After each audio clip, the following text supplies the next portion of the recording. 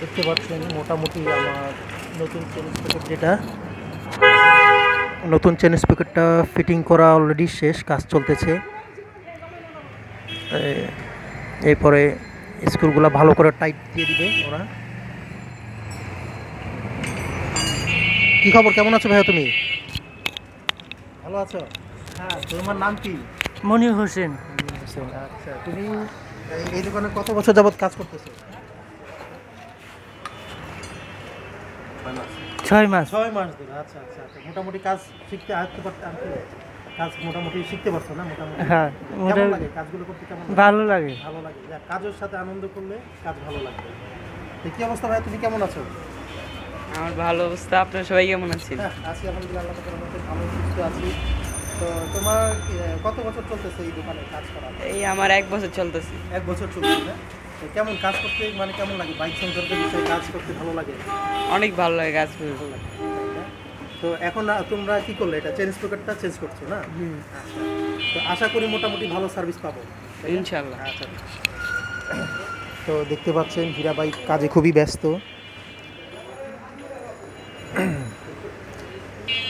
আর এতক্ষণ আমাকে যে ক্যামেরায় সহযোগিতা করেছে তাকে ক্যামেরার সামনে নিয়ে আসবো।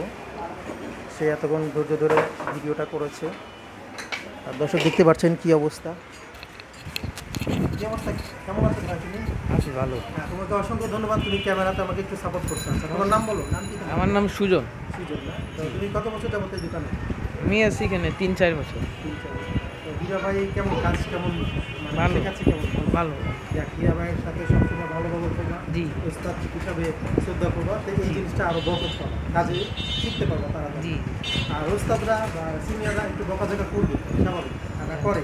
জানি। আর এটা করার উদ্দেশ্য হচ্ছে এটার পেছনে একটু দোয়া থাকে, মায়া থাকে। প্রথম ওনারা খুব কঠোর থাকে, বা কাজ না বুঝে গাফলতি করলে বা ভুল ত্রুটি হতেই পারে মানুষ। সেই ক্ষেত্রে কিন্তু উস্তাদরা যখনই বকা দিবে বা আমার ঝাড়ি বলি, যেটাই বলি, ওরা কিন্তু ভালোর জন্য দেয়। কেন দেয়? যদি কাজটা আমরা শিখতে পারি, কাজটা শেখার আগ্রহ।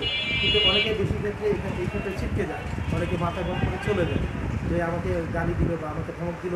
কিন্তু এই কাজ শিখতে হলে দেখা যাবে তোমার যে উস্তাদ হীরা ভাই, তিনিও তার উস্তাদের কাছে ধমক খেয়েছে, তার ঝাড়ি খেয়েছে। ঝাড়ি খাওয়ার পরে আজকে সেই এই অবস্থা, একটা প্রতিষ্ঠান, এত বড় একটা প্রতিষ্ঠান উনি চালান। উনিও কিন্তু ওনার উস্তাদের কাছে শাসন ধমক এগুলো খাওয়ার পরে আজকে পজিশনে আসতে পারছে। আশা করি তোমরাও ধৈর্য সহকারে থাকবা, হীরা ভাইয়ের সাথে কাজ শিখতে থাকবা, কাজের শেখার কোনো শেষ নেই। তো এই হচ্ছে অবস্থা। দর্শক মোটামুটি দেখতে পাচ্ছেন বাইকের যে অবস্থা আমার।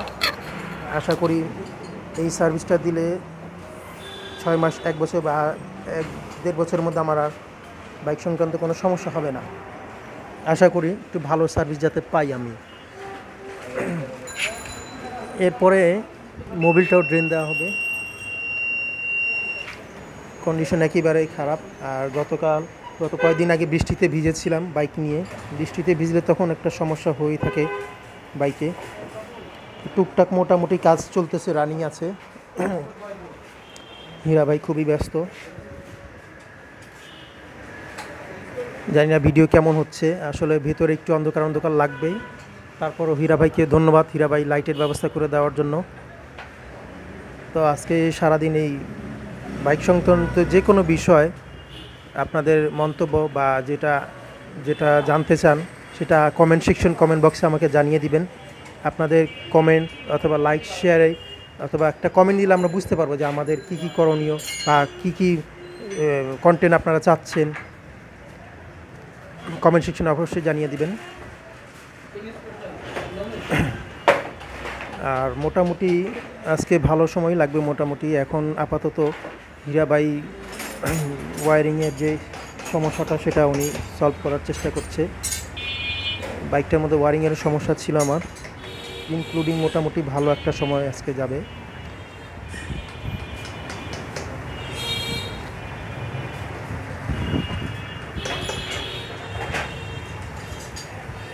আসলে যে কোনো জিনিস মেনটেনেন্সের ব্যাপার আছে, সার্ভিস করার ব্যাপার আছে। সময় অনুযায়ী সার্ভিসটা করলে খরচটা কম যায়। কিন্তু আমরা আজ করবো বা কাল করবো করতে করতে আমরা যখন লেট করে ফেলি তখন একটা থেকে আরেকটা এরকম হতেই থাকে। আর তখনই বাইকের দেখা যাচ্ছে খরচাটাও বেশি চলে যায়। আর বিভিন্ন জিনিসপত্র একটার পর একটা নষ্ট হতেই থাকে। যেভাবে আমাদের হিউম্যান বডিতেও আমরা যখন ছোট ছোট অসুখ হয়, যেমন জ্বর হয়, সর্দি হয়, কাশি হয়, আমরা কিন্তু মোটামুটি ডাক্তারকে না দেখিয়ে নিজেরাই কিন্তু ডাক্তারি করে থাকি। ফার্মেসিতে চলে যাই, যে একটা নাপা এনে বা কোনো কিছু এনে ব্যথার ট্যাবলেট অল্পতে আমরা অ্যান্টিবায়োটিক খেয়ে ফেলি। এটা কিন্তু মারাত্মক ক্ষতিকারক। অ্যান্টিবায়োটিক বিভিন্ন কাজের জন্য, বিভিন্ন এক অ্যান্টিবায়োটিক এক একটা কাজের জন্য। সেক্ষেত্রে আমরা করি কি, আন্দাজের উপরে যে কোনো অ্যান্টিবায়োটিক এনে খেয়ে নিই, একটু জ্বর, মাথা ব্যথা বা যে কোনো ব্যথা হলেই। আর সব থেকে খেয়াল রাখবেন, ব্যথা সংক্রান্ত কোনো বিষয় হুটহাট করে অ্যান্টিবায়োটিক বা ব্যথার ওষুধ খাওয়া মানেই কিন্তু কিডনিতে আপনি প্রেশার ফেলছেন, কিডনি ড্যামেজ হয়ে যাওয়ার মতন কাজ হয়ে যেতে পারে, বিশেষ করে ব্যথানাশক যে ওষুধগুলো। আর না পাওয়ার ক্ষেত্রেও সেই একই জিনিস, যে কোনো ব্যথানাশক মেডিসিন কিডনির জন্য, অন্যান্য অর্গানের জন্য ভয়াবহ বিপদ ডেকে আনতে পারে।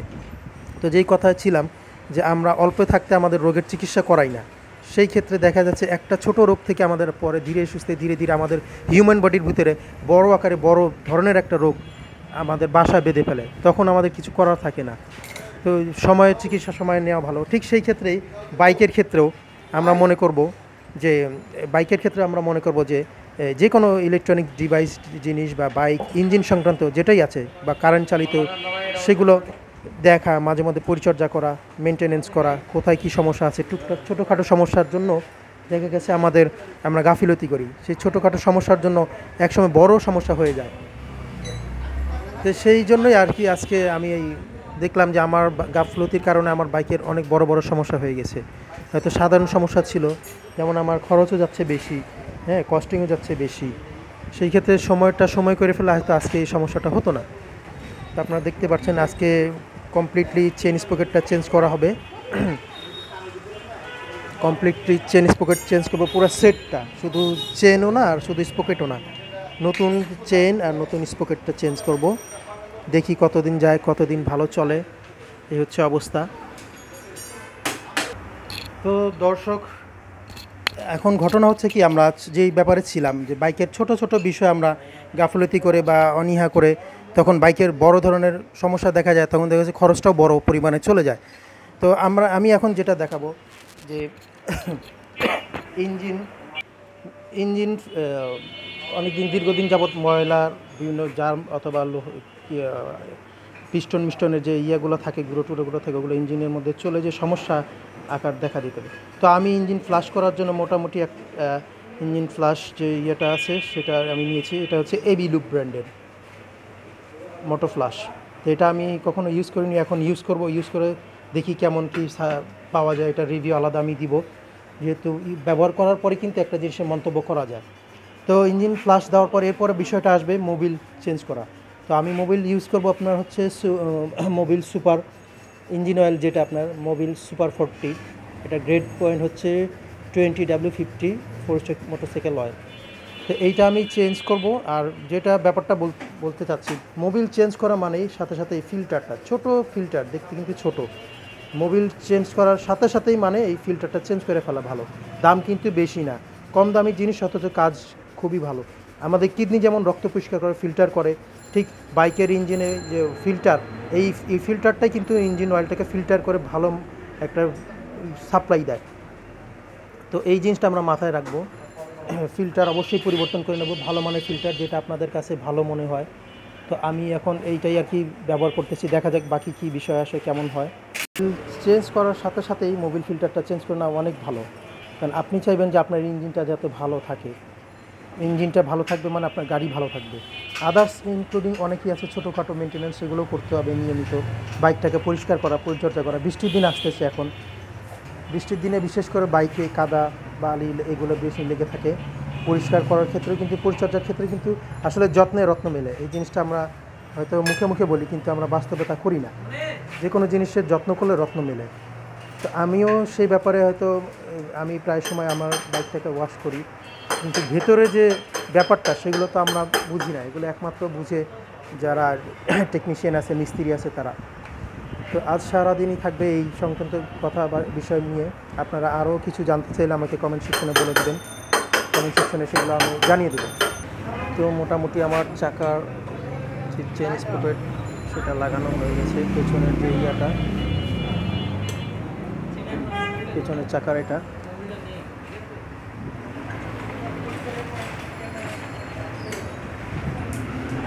টুকিটাকি আরও কাজ বাকি আছে।